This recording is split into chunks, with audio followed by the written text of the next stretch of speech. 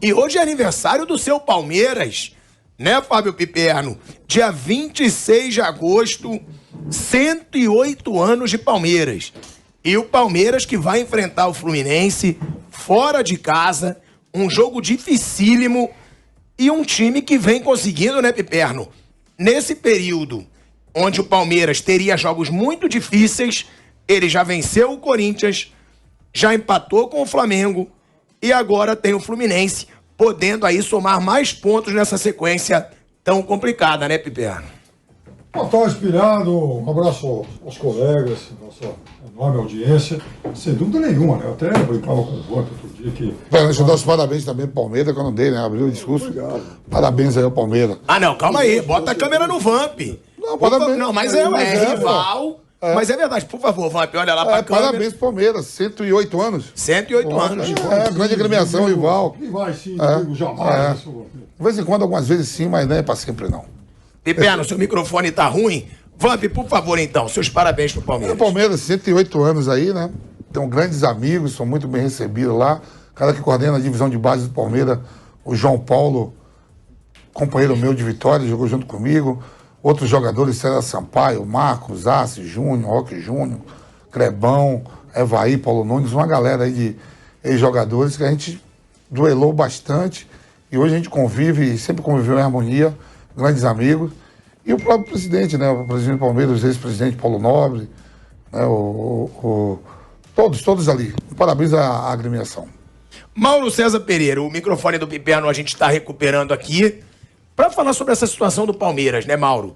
O Palmeiras, ele tinha essa sequência de jogos difíceis, porque já consegue vitória contra o Corinthians, não perdeu para o Flamengo, que é o seu grande concorrente na briga pelo título, e agora enfrenta o Fluminense. O Palmeiras, ele pode ter uma certa vantagem pela semana do Fluminense, que teve jogo decisivo, teve esse jogo contra o Corinthians, ou não? Ou o Fluminense, por jogar no Maracanã e pelo que vem jogando, pode até ser considerado favorito contra esse Palmeiras no Maracanã, Mauro? A grande questão é que a gente não sabe que time o Palmeiras vai colocar em campo, né? Porque se descansou essa semana, nas duas próximas vai enfrentar o Atlético. E o jogo seguinte, na terça-feira, no Paraná, sem Scarpa e sem Danilo. Então, eu não sei que time o Palmeiras vai colocar em campo. Acho que ninguém sabe. Vai ser o time completo ou um time reserva, ou quase isso, com Scarpa e Danilo que não podem jogar na terça-feira, né? Porque esse jogo de terça-feira me parece que é o jogo mais importante para o Palmeiras na semana, porque mesmo que ele perca para o Fluminense, ele continua com a vantagem de 5 pontos, continuaria, né? 5 pontos à frente do time do Fernando Diniz. Ou seja, a gordura que ele tem e gordura que não existe, evidentemente, na Copa Libertadores. Porque não houve o primeiro jogo, né? Para você ter gordura no mata-mata, você tem que vencer o primeiro jogo para entrar no segundo com vantagem. E esse vai ser o primeiro confronto. E é um confronto que ficou, acho que, mais preocupante até para o Palmeiras pelas ausências desses dois jogadores. Né? A quantidade de situações de gol que o Palmeiras vai criar sem Scarpa, evidentemente, vai ser menor do que com ele em campo. Isso já é um problema. O Danilo também dispensa maiores... Bola parada, né? Exato. Bola parada e bola rolando, né? Ele é o cara que faz as assistências, né? Mauro, só para complementar o seu argumento, provável escalação, cavalaria completa. Então, essa é a questão. Vai completo ou ele, de repente, vai pensar na terça-feira? Porque o jogo de terça tem algumas peculiaridades. São duas baixas importantes do Palmeiras e um reforço do Atlético em relação ao time do outro mata-mata, Copa do Brasil, que é o Vitor Roque. Ele não pôde jogar contra o Flamengo porque ele não podia jogar a Copa do Brasil pelo time do Felipão. Ele tinha jogado já pelo Cruzeiro, né? Então ele não poderia jogar pelo Atlético. Então esse jogo de terça-feira, em condições normais, Palmeiras inteiro, e se o Vitor Roque não pudesse jogar num cenário com esse moleque em campo, esses dois desfalques do Palmeiras, é um jogo que requer uma atenção maior. Né? Até porque o Atlético com o time reserva ganhou do Palmeiras aqui dentro do Allianz Parque no Campeonato Brasileiro. Foi uma das duas derrotas do time, né? do Brasileirão até agora. Ambos em casa, uma para o Ceará, logo na estreia, aquela derrota surpreendente, até porque o Atlético colocou um time reserva e venceu. Então acho que tem um combo aí de questões aí para serem definidas. Né? Se jogar completo o Palmeiras, eu acho que aí fica um jogo muito equilibrado. Não vejo assim tanto favoritismo. Agora o Fluminense toma muito gol, né? O Fluminense só não tomou, dos 10 últimos jogos, só não tomou o gol do Cuiabá, ganhou de 1-0. Todos os outros jogos tomou gol. Esse é um problema sério do time do Diniz, ainda mais com os erros gravíssimos individuais cometidos na quarta-feira que geraram os gols do Corinthians. Também foram erros, né, do Fagner, do Gil, mas os erros do Fluminense me pareceram gritantes. Né? A bola do Nonato ali, um erro de passe bizarro no meio-campo, sem pressão, sem nada. Ele deu a bola na fogueira para o André e o Roberto pegou a bola e levou para o Renato Augusto fazer o gol. E o Michel Araújo, que não deve ter tomado café direito, não almoçou, né? Porque o cara tentou dar um chutão e deu um peteleco, né? A bola foi parar nos pés do Corinthians de novo, reiniciou o ataque. O Manuel saiu todo atabalhoado para dar combate ao Fagner, não chegou no Fagner, deixou espaço atrás, a defesa virou uma bagunça. E aí o Roger Guedes girou em cima do Nino, que para mim também falhou. O zagueiro pode deixar o atacante virado daquela maneira ali, né? Os 4 gols para mim foi tudo falha. Sim, eu acho que os do Fluminense foram mais graves. O segundo gol é uma sequência. A falha do Michel Araújo é desculpável, né? Você vai ou sai jogando lá Diniz, ou dá um chutão. O cara não conseguiu dar um chutão, ele devolveu a bola para o Corinthians na frente da área, né? E depois tem erro do Manuel, acho que o Fábio não foi bem, a bola era uma bola difícil, mas que um grande goleiro você espera que ele possa defender. O Nino, que é um zagueiro muito bom e tal, mas acho que foi muito mal no lance ali. Tem que travar o atacante. O atacante não pode gerar em cima dele e chutar. Virou, chutou cruzado, fez o gol. Mas o Fluminense jogou muito bem. O Fluminense fez um jogo muito bom contra o Corinthians. Foi bem superior no segundo tempo, especialmente. Eu achei muito superior. Então depende do volume de jogo que vai ter o Fluminense também. Deve ser o Fluminense com a bola e o Palmeiras mais aguardando no seu campo. E se for completo, acho que o jogo fica um jogo mais parelho.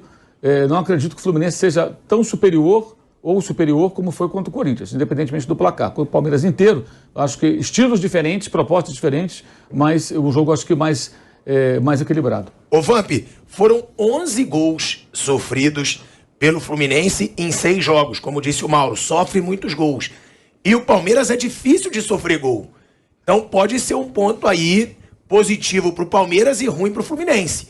Porque é a melhor defesa, né, do campeonato, eu acho hoje, né, Piperno, do Palmeiras? Sim. É a melhor defesa do campeonato e o Fluminense costuma levar gols. Então, o Fluminense também vai ter esse tempo aí de semanas de intervalo para poder treinar, né, porque ele só joga na Copa do Brasil contra o Corinthians daqui a uns 15 dias ainda, né, mais ou menos. Mas assim, leva gol, mas cria, né, eu vi lá contra o Corinthians, você poderia ter feito 3-1 tranquilo, né, o Diniz melhorou muito nessa parte defensiva do seu estilo de jogo, né? Só que nesse jogo houve falhas, né? Um passe errado, o Yuri Alberto muito inteligente, pifa o Renato Augusto, bota na cara do gol. O segundo gol ali nos minutos finais também, eu achei mais assim, o Nino poderia ter diminuído, acho que o Fábio estava encoberto, não viu, né? Mas melhorou. E o Palmeiras a gente sabe, o Palmeiras é um time sólido, que eu tô falando, vai com a cavalaria toda, mesmo tendo jogo no meio de semana, porque é um título nacional. Se você botar a Libertadores, o Palmeiras é bicampeão seguidos, né? Tem o tri, mas bi seguido, e os caras vão querer ganhar o Campeonato Nacional. Só vê aí, o Palmeiras jogou outro dia eliminando o Atlético Mineiro e foi com a cavalaria completa contra o Corinthians. É um momento que está se afunilando tudo, e o sacrifício você tem que ter. Porque o Palmeiras tem uma gordura de 9 pontos, 10 pontos em relação a algumas outras equipes. Porque foi lá em Itaquera e aumentou mais essa pontuação. Eu acho que o Abel não vai poupar ninguém, não. Acho que todo mundo que estiver apto a jogar, ele vai botar. Piperno e Vanderlei, sobre essa situação, né, do Abel colocar a cavalaria completa. Que a provável escalação é essa cavalaria completa do Palmeiras, está aqui inclusive em toda a mídia, como a provável escalação o time inteiro. Tirando, claro, o Scarpa e o Danilo, que vão cumprir suspensão.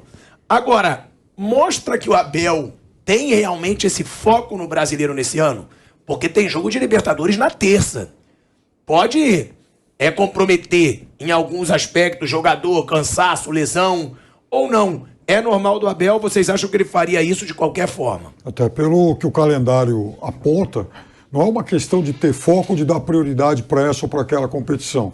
Ele está claramente disputando 2 títulos. Lidera com boa folga, com boa margem, o Campeonato Brasileiro. É favorito, que não quer dizer que já venceu, já ganhou, tem muita coisa pela frente. Se perde, por exemplo, no final de semana, a confortável diferença de 8 pontos baixa para 5, e aí faltariam 14 rodadas, e 5 em relação ao Fluminense, o Flamengo pode diminuir isso para 6. Então é óbvio que o campeonato, de certa forma, ganharia um tempero, um molho a mais. Então, ele sabe disso, ele sabe fazer conta. Então, ele briga sim por 2 títulos. Agora, uma competição exclui a outra? É claro que não. Quer dizer, eu acho que dá sim para jogar os 2 torneios agora com força máxima, até porque o Palmeiras vem aí de uma semana que não teve jogo, os outros tiveram desgaste, e aí sim tem algum jogo. Todo jogo vale 3 pontos, mas tem alguns jogos que são mais importantes que outros. Você pode tirar, dependendo de como tiver o resultado, você pode tirar até alguns jogadores para descansar durante o jogo. Exatamente. E aí, Vamp, assim, se você vai jogar contra um rival direto, que está mais desgastado que o Fluminense, tem uma batalha no meio de semana. Então, é a oportunidade de dar a flechada definitiva nos caras. Se o Palmeiras ganha esse jogo, ele abre 11 em relação ao Fluminense. Um Fluminense que faz uma temporada admirável, hein? A gente não pode, independentemente do que acontecer nessa reta final de Copa do Brasil, Campeonato Brasileiro, veja, é um Fluminense hoje vice-líder do Campeonato Brasileiro, o que não é pouco, e que é surpreendente quando a gente analisava o início da temporada, e é um Fluminense semifinalista de Copa do Brasil.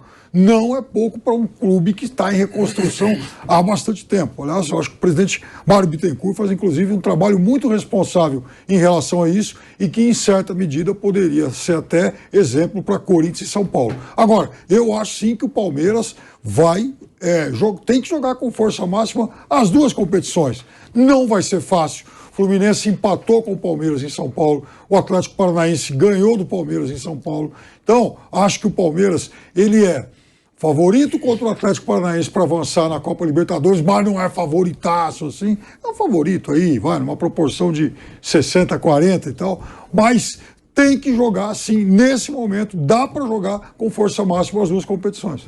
Bom, eu queria falar sobre... Boa tarde a todos. Eu queria falar sobre isso rapidamente e dizer o seguinte. Além dos fominhas que jogam bola pelo Palmeiras, o professor Abel Ferreira também tem toda a pinta que é um fominha. Então, ele, evidentemente, está brigando por tudo, como disse o Piperno aqui ao meu lado. Essa é a primeira.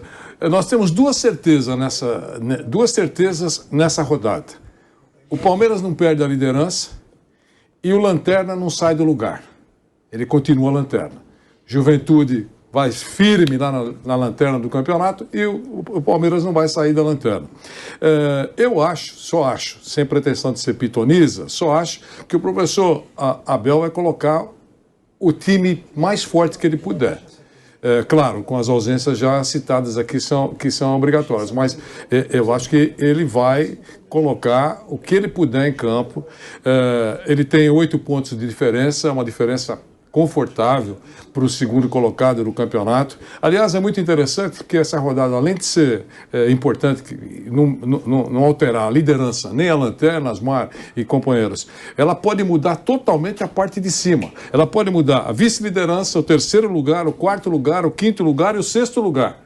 Veja o que pode fazer essa rodada no Campeonato Brasileiro.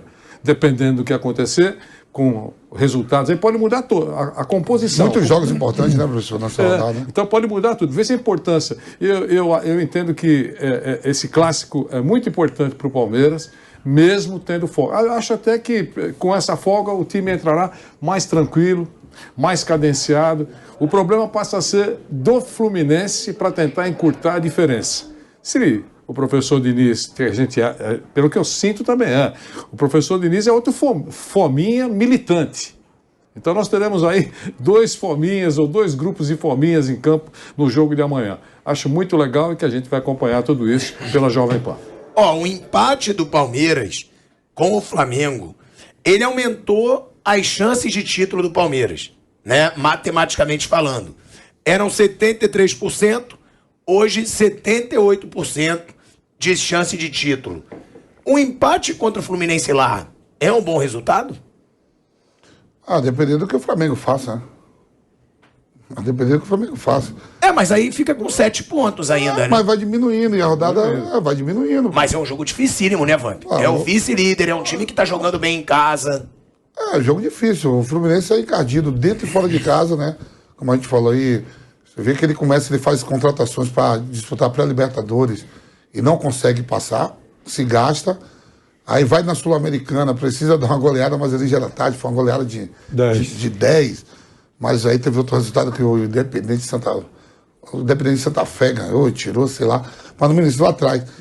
União de Santa Fé. Aí focou no brasileiro e na Copa do Brasil. A Copa do Brasil que está em aberto, eu acho que o Fluminense joga em casa, joga fora, no meu modo de ver a mesma coisa, diminui Lógico, a vantagem do Corinthians é maior, tá em casa, a gente da torcida, mas o Fluminense ele joga, ele busca o gol, né? Ele tem a posse de bola, fez um jogo ruim contra o Inter de Porto Alegre lá tomando 3-0, mas é um jogo aberto. E aquilo, o resultado só é bom, você tem a folga, né? Você. É ruim empate, a depender do que o Flamengo faça. É isso aí. A depender do que o Flamengo faça. É maravilhoso. Teoricamente, antes da bola rolar, claro, teoricamente, a missão mais fácil, não sei se posso usar essa palavra, mais fácil, é do Flamengo. Então, se tiver que avaliar, antes da bola rolar, o Flamengo vai ganhar do Botafogo. Passa pela cabeça do Palmeiras, ou de quem manda no Palmeiras, que se isso acontecer e a gente, o Palmeiras, empata ou perder o jogo, vai encurtar mesmo.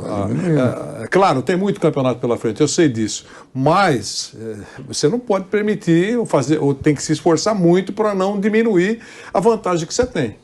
Até porque tem muito campeonato pela frente.